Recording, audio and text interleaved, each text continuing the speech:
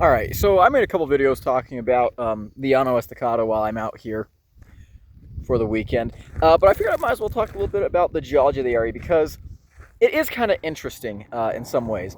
So the Llano Estacado is one of, if not the largest mesas in North America. I'm not sure if it is the largest. I've had some people tell me it is, but I'm not sure if that's true.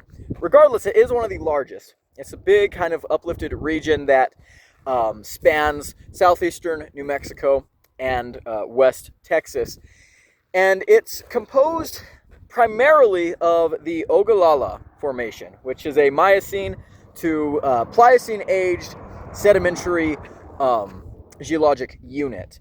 Miocene to Pliocene puts the age at around 5 million years, plus or minus some, and it was formed from sediments that were eroding off the east side of the Rocky Mountains.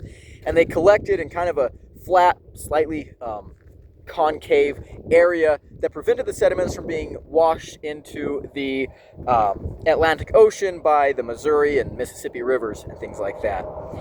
And so this stack of primarily gravels and sandstones built up, and on top of all of these sandstones and gravels sits a layer of caliche. In fact, here's some caliche right here laying all over the place. They use it to build the roads around here. Caliche is an accumulation of calcium carbonate that binds to little bits of sand and gravel and soil and forms a very hard crust on the top of the Ogalalla Formation. Ask anyone who digs post holes. Ask the guys that put in these power lines out here.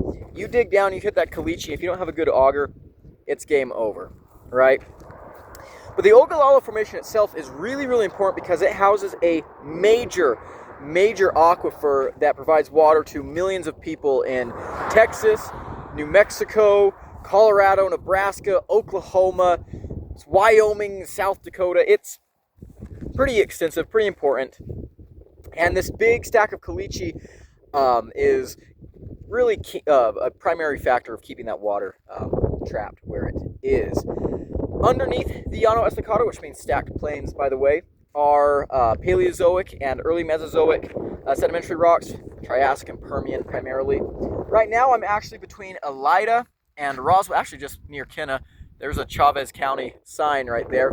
And as I drop into Roswell, I'm going to be dropping down off the rim of the Llano Estacado, and if I keep my eyes open, I'm going to see some Paleozoic limestones and some red beds from the Permian, and maybe some Triassic out here. But yeah, there we go.